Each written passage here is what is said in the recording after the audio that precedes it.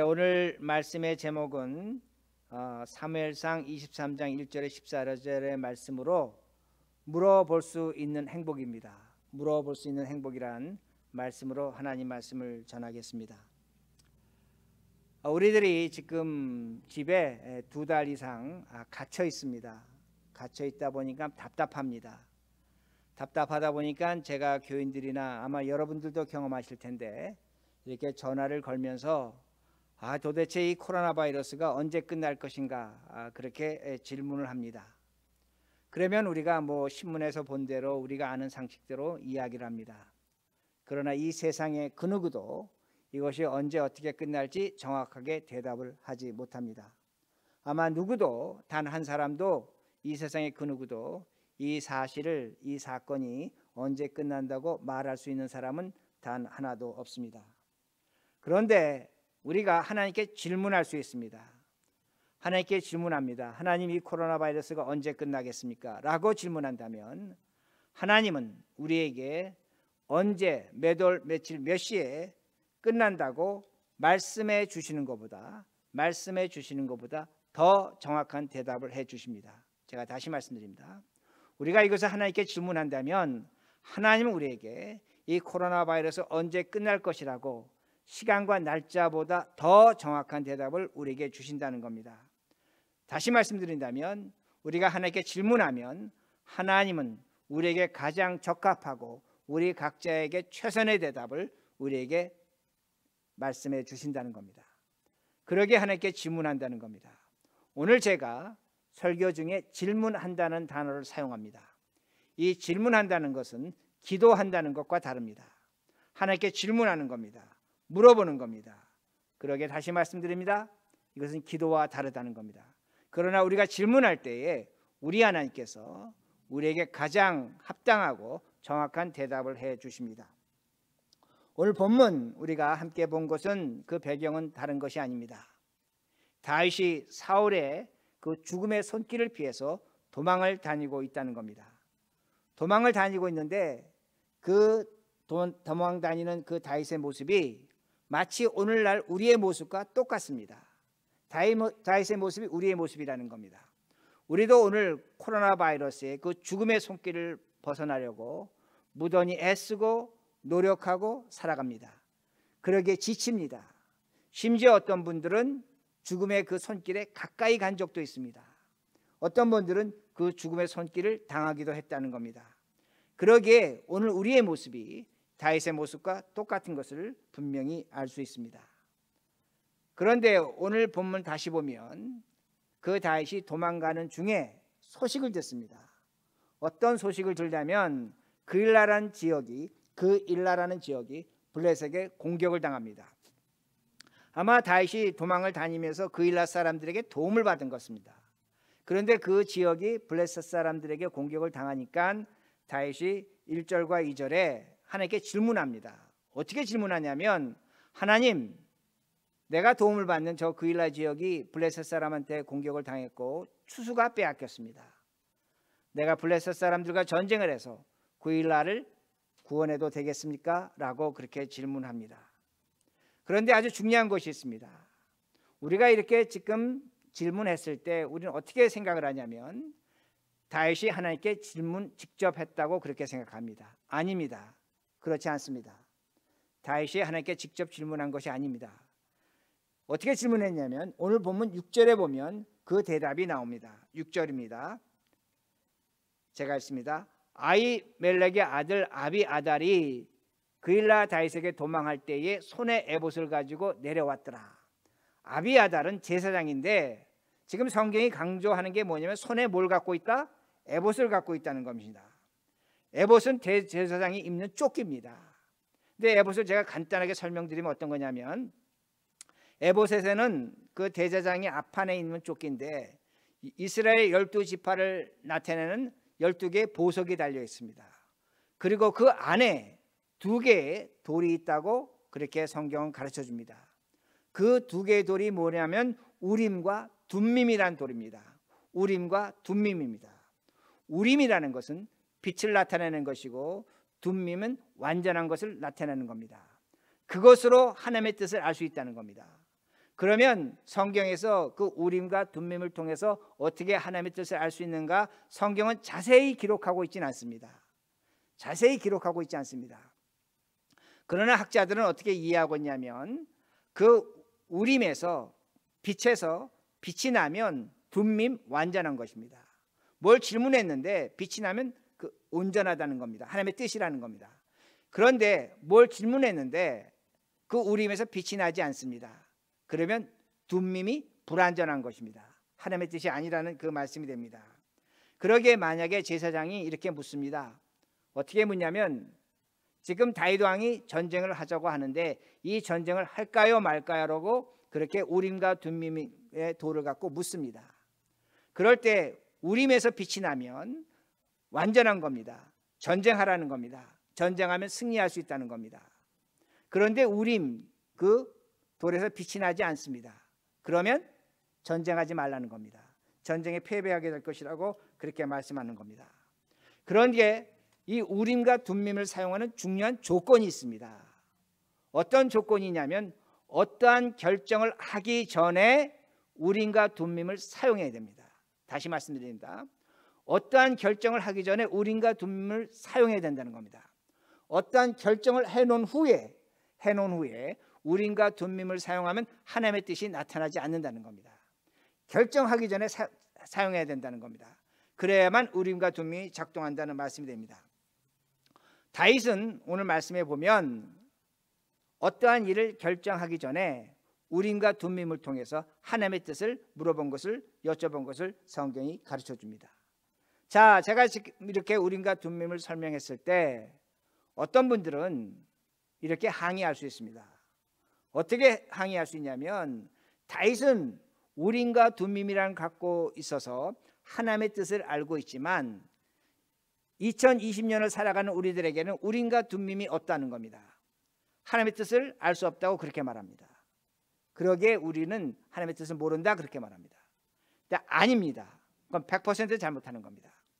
우리에겐 누가 있냐면 대제사장이신 예수 그리스도가 있다는 겁니다. 우리가 대제사장이신 예수 그리스도에게 질문하면 예수 그리스도는 우리에게 100% 그 질문에 예스와 노라고 대답하신다는 겁니다. 오늘도 우리는 우림과 둠밈이 없어 하나님의 뜻을 모른다고 얘기하는데 아니라는 겁니다. 오늘도 우리가 우리의 대제사장 대신 예수 그리스도에게 질문하면 그리스도는 우리에게 오늘도 예스와 노를 분명하게 대답하신다는 겁니다. 자, 제가 이렇게 설명하면 어떤 분들이 이렇게 얘기합니다. 그건 정신적 착각이라는 겁니다. 혼란이라는 겁니다. 어떻게 예수 그리스도에게 질문하고 대답을 예스와 노로 받느냐 그렇게 말합니다. 제가 장담합니다. 그렇게 대답하는 사람의 특징은 뭐냐면 예수님에게 하나님에게 질문하지 않은 사람입니다. 다시 말씀드립니다. 오늘 제가 기도라고 하지 않았습니다. 질문이라고 했습니다. 하나님께 질문하지 않은 사람은 예수님에게 질문하지 않은 사람은 이런 하나님의 뜻을 무시한다는 겁니다. 알지 못한다는 겁니다. 그러나 자신의 삶 속에서 수없이 하나님에게 질문해 본 사람은 항상 언제든지 예스와 노라는 대답을 분명히 받는다는 겁니다. 만약에 오늘도 질문하지 않는 사람의 그 결과 그 모습은 어떤 것이냐면 제가 나중에 다시 말씀을 드리게 됩니다. 좀 전에 말씀드린 것처럼 다윗이 블레셋이 그일라를 공격한다는 얘기를 듣고 하나님은 이렇게 질문합니다. 하나님께 이렇게 질문합니다. 여러분 오늘 성경 말씀을 정말로 눈여겨보셔야지만 설교를 따라오게 됩니다. 그러게 본문을 2절을 읽습니다. 2절 잘 읽으셔야 됩니다. 이에 다윗이 여호와께 묻자와 이르되 내가 가서 이 블레셋 사람들을 치리이까? 여호와께서 다윗에게 이르시되 가서 블레셋 사람들을 치고 그일라를 구원을 하시니. 자, 다윗이 제사장 에봇을 통해서 질문했습니다. 제가 블레셋 사람과 전쟁을 해야 됩니까? 라고 질문했을 때 하나님이 뭐라고 말씀하시냐면 전쟁해라. 너 이긴다. 분명히 승리한다고 그렇게 말씀하십니다. 그일라를 구원할 수 있다는 겁니다. 그런데 3절 말씀 보시기 바랍니다. 3절 말씀. 다윗의 사람들이 그에게 이르되 보소서 우리가 유다에 있기도 두렵거든 하물며 그일라에 가서 블레셋 사람들의 군대에 치는 일이까 한지라. 다윗의 참모들이 뭐라고 얘기하냐면 안 됩니다. 우리가 블레셋과 전쟁하면 안 됩니다. 만약에 우리가 블레셋과 전쟁을 한다면 사울이 우리가 있는 곳을 알고 군대를 동원해서 쫓아 내려와서 우리와 당신을 죽일 것입니다 라고 그렇게 말하는 겁니다. 참모들이 뭐라고 얘기하냐면, 다윗의 백성들이 뭐라고 얘기하냐면 절대로 안 된다는 겁니다. 하나님의 뜻입니다. 하나님이 예정하셨습니다. 너가 전쟁하면 이긴다, 100% 승리한다는 겁니다. 그런데 참모들이 뭐라고 얘기하면 안 된다는 겁니다. 전쟁 이후를 생각하라는 겁니다. 600명이 죽을 수 있다는 겁니다. 다윗의 일행이 죽을 수 있다는 겁니다. 놀라운 건 뭔 줄 아십니까? 다윗이 하나님이 전쟁에 승리한다고 말씀하셨음에도 불구하고 다윗은 참모들의 뜻이 맞다고 생각한다는 겁니다. 전쟁 하나님이 예정하신 겁니다. 100% 승리한다는 겁니다. 그런데 다윗은 뭘 생각하냐면 전쟁만 생각하는 것이 아니라 전쟁 이후를 생각하는 겁니다. 전쟁 이후를 생각하는 겁니다. 여기에 다윗의 무엇이 나타나면 합리성과 논리성이 나타나는 겁니다. 제가 수없이 말씀드린 겁니다. 합리성과 논리성이 나타나는 겁니다. 그리고 다윗의 감정과 이성이 나타나는 겁니다. 이유를 생각하는 겁니다. 하나님이 예수했지만 하나님의 예수에 대해서 다윗이 깊이 생각하는 겁니다. 저는 어떻게까지 생각했다고 생각하냐면 하나님이 전쟁에 이긴다고 말씀하셨지만 다윗은 의심까지 한 겁니다. 여러분, 제가 다윗이 하나님에게 전쟁 100% 이겼다고 했는데 의심까지 했다고 하니까 어떻게 저렇게 성경을 해석하느냐고 그렇게 여러분 생각할 수 있습니다. 그런데 다윗의 의심했기 때문에 다윗이 4절에 이렇게 질문합니다. 4절입니다. 잘 보세요. 4절. 다윗이 여호와께 다시 묻자온대 여호와께서 대답하여 이르시되 일어나 그일라로 내려가라. 내가 블레셋 사람들 내 손에 넘기리라 하신지라. 다윗이 다시 질문했습니다. 또 질문했습니다. 그랬더니 하나님께서 뭐라고 말씀하시냐면 블레셋 사람들을 내 손에 넘기겠다는 겁니다. 뭘 얘기하는 겁니까? 하나님은 다윗의 마음의 중심을 알고 계셨습니다. 다윗이 믿는 겁니다. 전쟁의 승리를 믿는 겁니다. 그러나 그 마음 한 구덩이에 뭐가 있냐면 의심하는 마음이 있었습니다. 그러니까 하나님이 걱정하지 말라는 겁니다. 블레셋이 패배한다고 분명히 말씀합니다. 여기서 놀라운 것이 있습니다. 무엇이 놀라우냐면 하나님은 다윗이 의심했다고 책망하지 않습니다. 하나님은 하나님의 예정, 하나님의 준비하신 전쟁의 승리에 대해서 다윗이 깊이 생각하고 무엇인가 석연치 여기지 않은 것에 대해서 하나님 분노하지 않으신다는 말씀이 됩니다. 하나님이 이러한 태도에 대해서 분노하지 않습니다. 전쟁 이후에 대해서 전쟁 이기는 것이 중요한 것이 아니라 그 이후에 이러한 일에 대해서 깊이 생각하고 판단하는 것에 대해서 하나님은 책망하지 않는다는 겁니다. 이걸 우리가 이해해야 된다는 말씀이 됩니다. 다윗은 무엇을 생각합니까? 전쟁에 이기는 것이 중요하지 않다는 겁니다. 전쟁 이후의 일도 중요하다고 다윗은 그렇게 생각하고 있습니다.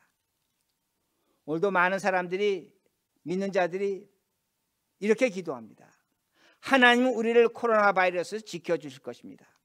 저도 그렇게 되기를 원합니다.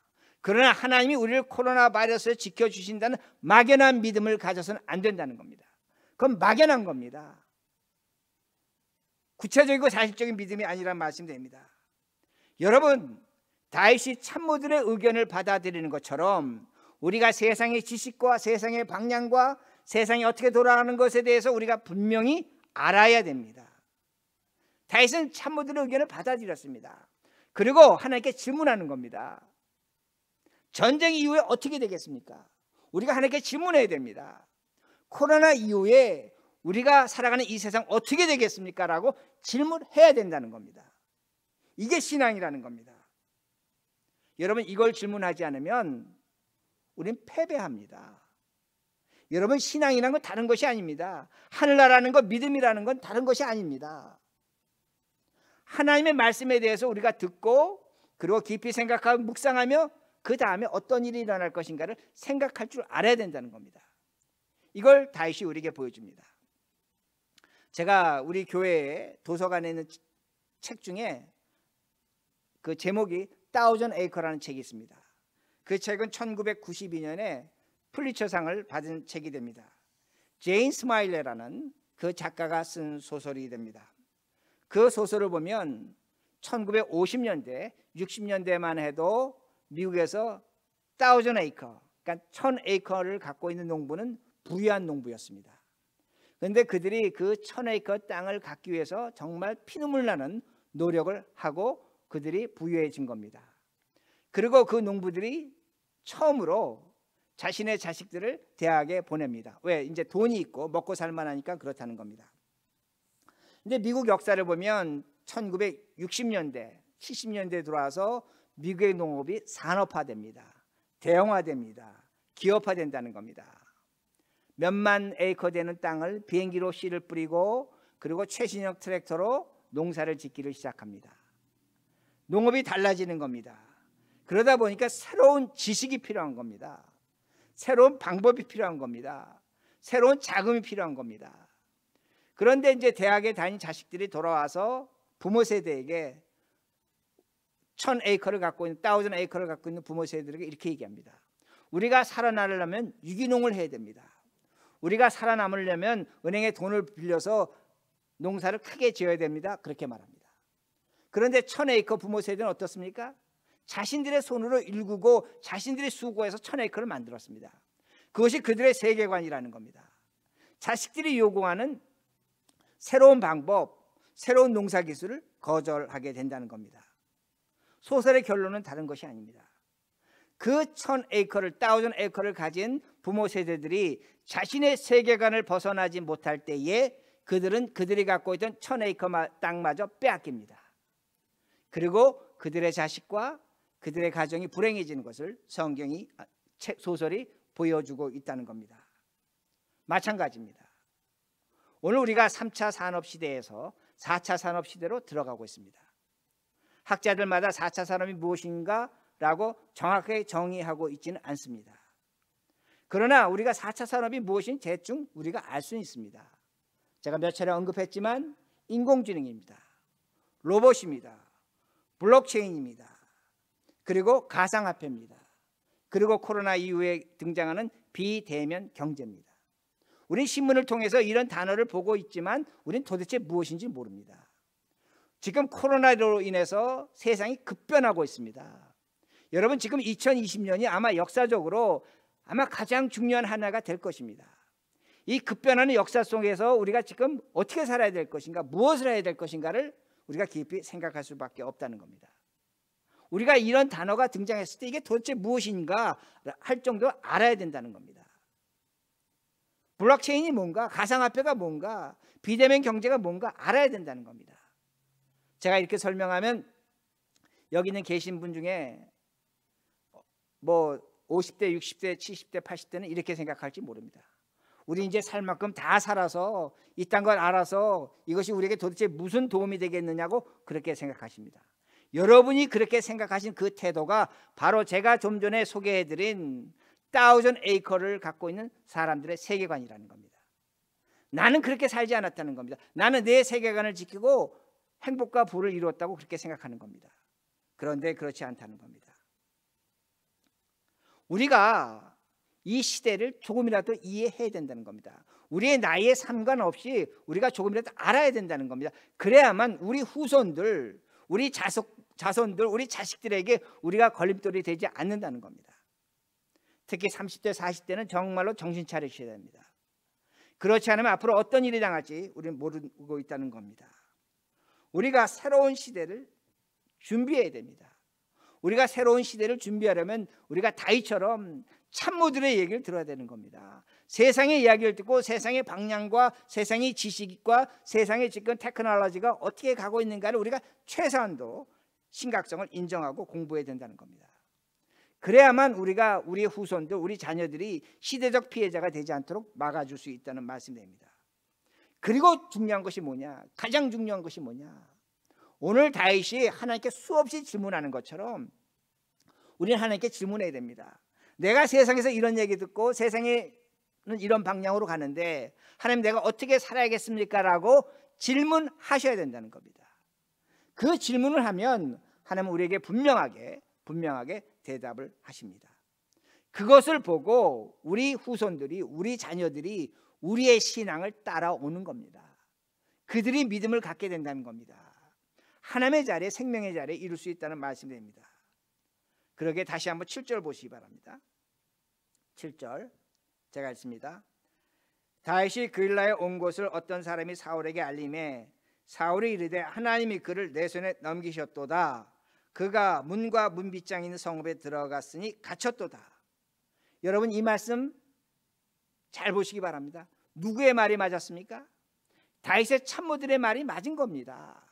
다윗이 고민하고 염려하고 생각한 것이 맞은 겁니다. 블레셋과 전쟁했더니 어떻게 됐습니까? 사울이 군대를 동원해서 지금 그일라로 쳐 내려오고 있다고 그렇게 말씀하고 있습니다. 다윗의 판단과 고민이 틀리지 않은 겁니다. 그러기에 우리가 세상에 대해서 촉각을 세워야 됩니다. 지식을 알아야 된다는 말씀입니다. 그러기에 9절입니다. 9절 다윗은 사울이 자기를 해하려 하는 음모를 알고 제사장 아비아달에게 이르되 에봇을 이리로 가져오라 하고, 에봇을 이리로 가져오라고 제가 설명드렸습니다. 하나님의 뜻을 알 수 있는 겁니다. 그런데 지금 뭘 보여줍니까? 다윗은 어떤 결정을 하기 전에 하나님의 뜻을 묻는 겁니다. 결정하기 전에 하나님의 뜻을 묻는다는 겁니다. 그러기에 에봇을 가져오라는 겁니다. 그런데 다윗이 두 가지 질문합니다. 이 두 가지 질문하는데 질문이 기가 막힙니다. 여러분 성경을 잘 따라오셔야 됩니다. 11절입니다. 11절 두 가지 질문합니다. 그일라 사람들이 나를 그의 손에 넘기겠나이까? 주의 종이 들은 대로 사울이 내려오겠나이까? 이스라엘 하나님 여호와여 원하건대 주의 종에게 일러 주옵소서 하니 여호와께서 이르시되 그가 내려오리라 하신지라. 자, 제가 좀 전에 다윗이 두 가지 질문했다고 말씀드렸습니다. 성경은 중요한 질문일수록 먼저 나옵니다. 먼저 질문한 것이 뭐냐면 그일라 사람들이 나를 배신할 것입니까? 라고 질문했습니다. 두 번째 질문은 사울이 나를 공격하러 내려오겠습니까? 라고 질문했습니다. 그런데 하나님이 첫 번째 질문에 대해서 대답하지 않습니다. 하나님이 두 번째 질문만 대답하십니다. 뭐라고 대답하시냐면 사울이 너를 공격하러 그일라에 내려올 것이라고 그렇게 말씀하십니다. 여러분 그러면 왜 다윗이 첫 번째 그일라 사람들이 나를 배신하겠습니까? 라고 질문했습니까? 다윗은 이런 생각을 한 것 같습니다. 어떤 생각을 했냐면 내가 이 그일라 사람들과 힘을 합해서 사울과 전쟁하면 이길 수 있다고 생각한 겁니다. 그러기에 그일라 사람들이 나를 배신할 것입니까? 라고 그렇게 질문했다는 겁니다. 근데 놀라운 것은 뭡니까? 하나님이 그 첫 번째 질문에 대답을 해주지 않으셨습니다. 해주지 않으셨다는 겁니다. 그런데 대답을 해주지 않으시자 다윗이 다시 첫 번째 질문을 반복합니다. 또 묻습니다. 12절 다윗이 이르되 그일라 사람들이 나와 내 사람들을 사울의 손에 넘기겠나이까 하니 여호와께서 이르시되 그들이 너를 넘기리라 하신지라. 다윗이 두 번 질문했습니다. 하나님, 그일라 사람들이 나를 넘기겠습니까? 그때 가서 하나님 말씀하시는 게 뭐냐면 그래, 그일라 사람들이 너를 배신하고 사울의 손을 넘긴다는 겁니다. 여러분 여기 아주 끔찍한 것이 있습니다. 무엇이 끔찍하냐면 만약에 다윗이 두 번째 질문하지 아니하고 그일라 사람들과 연합을 해서 사울과 전쟁을 했다면 어떻게 됐겠습니까? 다윗은 그일라 사람들에게 배신당하고 사울의 손에 넘겨져 죽습니다. 이게 끔찍하다는 겁니다. 그런데 이 끔찍한 일을 다윗이 어떻게 피합니까? 두 번째 질문했다는 겁니다. 두 번째 질문했을 때 하나님의 예정이 나타나는 겁니다. 어떤 예정이 나타나냐면 너가 전쟁을 하면 그일라 사람들에게 배신을 당할 것이라고 그렇게 말씀하십니다. 여기 아주 놀라운 것이 있습니다. 다윗의 계속되는 질문에 의해서 하나님의 새로운 예정이 밝혀졌다는 겁니다. 계속되는 질문할 때 하나님이 답을 해주셨다는 말씀입니다. 다윗이 살아날 수 있는 이유는 뭐냐? 바로 이것입니다. 끊임없는 질문입니다. 끊임없는 질문입니다. 그러기에 제가 좀 전에 말씀드린 것처럼 4절에도 다윗이 블레셋과 전쟁을 몇 번 질문했습니까? 2번 질문했습니다. 지금도 그일라 사람들을 배신해야 되는 몇 번 질문했습니까? 2번 질문했다는 겁니다. 우리는 하나님의 예정을 믿는 장로교 신자들입니다. 하나님께서 모든 걸 정해놓으셨다. 맞습니다. 하나님께서 모든 걸 정하셨습니다. 그러나 중요한 건 뭐냐면 우리가 오늘도 하나님께 끊임없이 질문할 때 하나님은 우리에게 예스와 노로 말씀하시면서 우리에게 새로운 예정을 가르쳐 주십니다. 다시 말씀드립니다. 오늘도 우리가 하나님의 예정을 분명히 믿고 살아가지만 우리가 하나님 앞에 끊임없이 질문할 때에 하나님은 우리에게 새로운 예정을 가르쳐 주십니다. 그게 뭐냐? 다윗에게 그일라 사람들이 너를 배신할 것이라고 분명히 대답하신다는 겁니다. 죽음의 길에 있는 사람에게 살 길을 열어주시는 겁니다. 그러기에 끊임없이 하나님께 질문해야 된다는 겁니다. 어떻게 하나님께서 길을 열어주시니까 13절입니다. 다윗과 그의 사람 600명 가량이 일어나 그일라를 떠나서 갈 수 있는 곳으로 갔더니 다윗이 그일라를 피하는 것을 어떤 사람이 사울에게 말하며 사울이 가기를 그치니라. 다윗이 그일라로 그일라를 떠나자 사울이 어떻게 했습니까? 그일라 내려가기를 그쳤다고 말씀합니다. 14절 다윗이 광야 요새에도 있었고 또 광야 산골에도 머물므로 사울이 매일 찾되 하나님이 그를 그의 손에 넘기지 아니하시니라. 사울이 매일 다윗을 찾았지만 하나님이 사울의 손에 넘겨주지 않았다는 겁니다. 무엇 때문인가 합니다. 하나님을 매일 찾았다는 겁니다. 예수님을 매일 찾았다는 겁니다. 질문했다는 겁니다. 얼마든지 질문할 수 있습니다. 우리는 매사에 질문합니다. 매사에 질문해야 된다는 겁니다. 매사에 질문하면 하나님의 예정하심이 무엇인지 우리는 알 수 있다는 말씀이 됩니다. 우리에게는 하나님께 물어볼 수 있는 행복이 있습니다. 질문할 수 있는 행복이 있다는 겁니다. 묻지 않는 자는 어떻게 되겠는가? 하나님께 질문하지 않는 자는 어떻게 되겠는가 합니다. 여러분 생각해 보세요. 만약에 사울이 하나님께 매일매일 질문했다면 결과는 어떻게 됐습니까? 사울이 원하는 대로 됩니다. 그일라 사람들이 배신하고 사울이 다윗을 잡아 죽일 수 있었습니다. 문제는 뭐냐? 사울은 하나님께 질문하지 않습니다. 질문하지 않았다는 겁니다. 그러게 사람의 행복과 불행이 뭐냐? 사람의 성공과 실패가 뭐냐? 한 가지에 달려 있습니다. 내가 오늘 열심히 살아가지만 하나님께 얼마나 많이 질문하는 겁니다. 하나님 이게 예스입니까? 노입니까? 라고 질문하는 겁니다. 그러게 제가 기도라고 하지 않았습니다. 여러분 질문하셔야 됩니다. 하나님 이게 예스입니까? 노입니까? 라고 질문하셔야 된다는 말씀이 됩니다. 사울은 그렇게 살진 않았습니다. 여러분 사무엘상 14장을 보면 사울이 블레셋과 전쟁을 결정했습니다. 결정한 다음에 부하들에게 통보했습니다. 부하들도 예 좋습니다. 전쟁합시다 라고 했습니다. 근데 옆에 있던 대제사장이 뭐라고 했냐면 아니 당신이 전쟁하려면 하나님께 물어봐야죠. 물어봤습니다. 성경 뭐라고 기록한 줄 아십니까? 하나님이 대답하지 않으셨다고 그렇게 말씀합니다. 먼저 결정했기 때문입니다.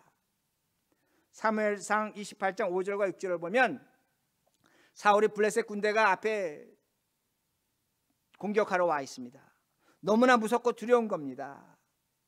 그러게 사울이 하나님께 질문했습니다. 제사장을 통해서 질문했습니다. 성경이 뭐라고 말씀하지 않습니까? 하나님 꿈으로도 우림으로도 선지자로도 대답하지 않으셨다는 겁니다. 꿈으로도 우림으로도 선지자로도 사울에게 대답하지 않았다고 성경은 기록하고 있습니다.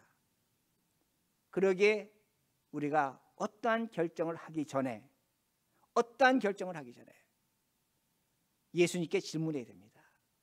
이것이 예스입니까 노입니까? 라고 질문해야 됩니다.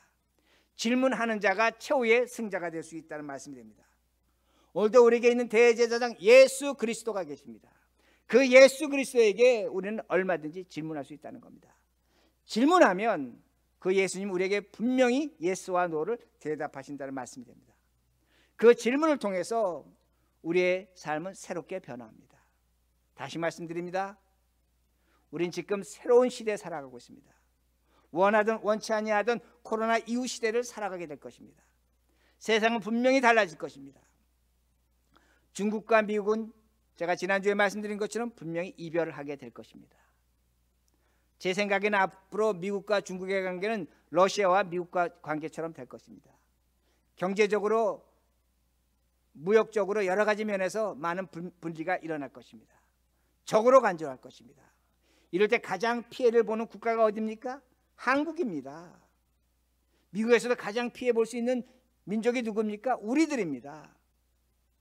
그런 시대가 곧 찾아온다는 말씀입니다. 그러기에 우리들이 어떻게 살아야 됩니까? 다윗이 참모들의 의견을 듣는 것처럼 여러분들 이 세상이 지금 어떻게 되고 무엇이 될지를 깊이 생각하시며 공부하셔야 됩니다. 세상이 어떤 방향으로 나갈 것인가를 우리가 촉각을 세워야 됩니다. 연구해야 됩니다. 생각해야 됩니다. 준비해야 됩니다. 그리고 우리는 끊임없이 예수님에게 질문해야 됩니다.